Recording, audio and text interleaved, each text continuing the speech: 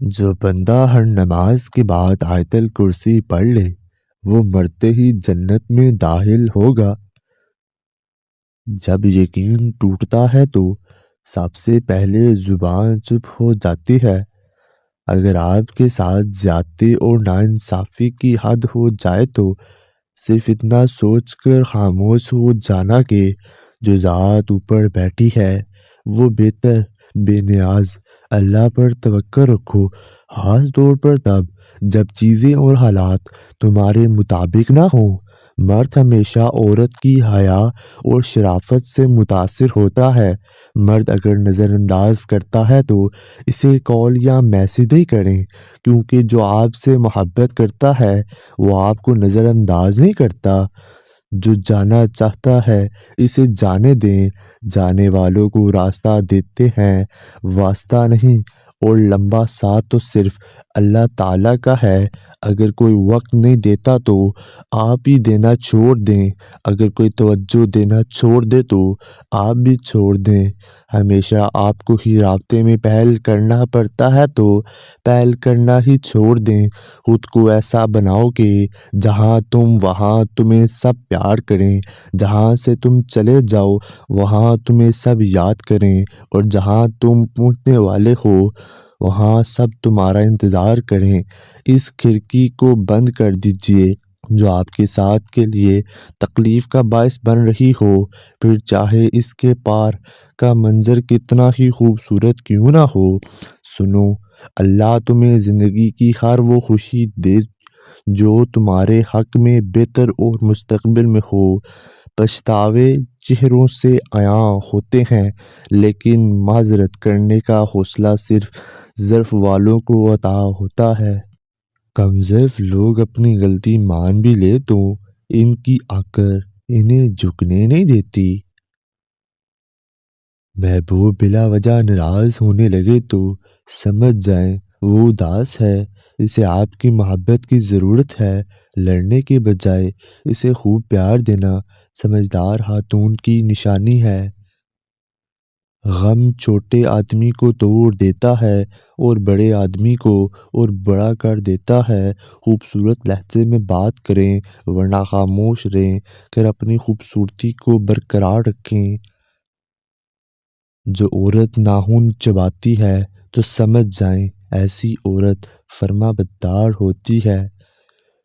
جو عورت ہر وقت سجی رہتی ہے ایسی عورت گھر کے کاموں سے دور رہتی ہے اور ساتھ میں فضول خرچ بھی ہوتی ہے۔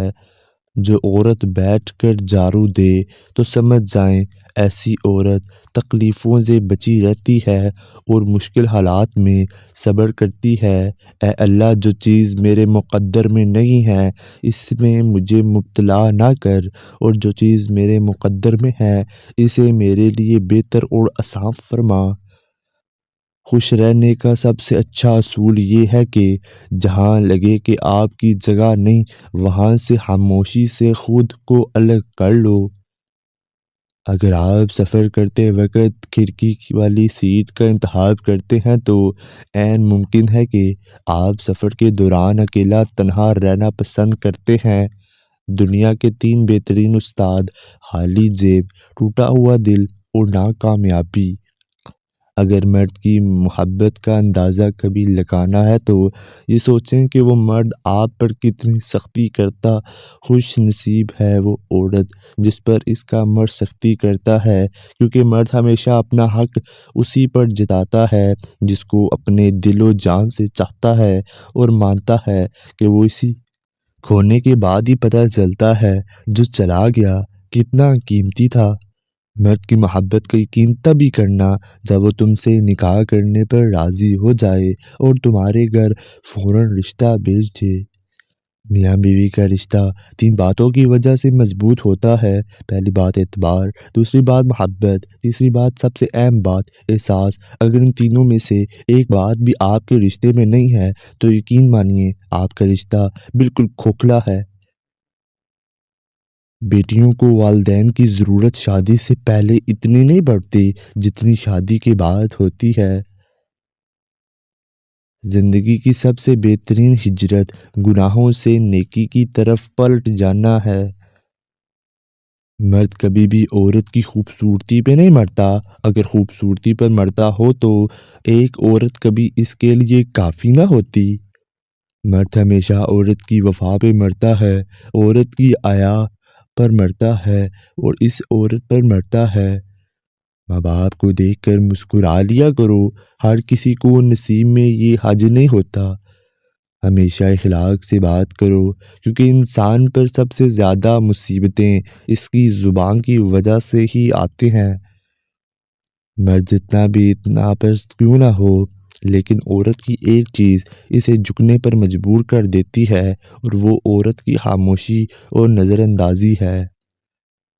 کبھی کبھی انسان نہ ٹوٹتا ہے نہ بکھرتا ہے، بس ہار جاتا ہے، کبھی خود سے، کبھی قسمت سے، کبھی لوگوں کے بدلتے انداز سے۔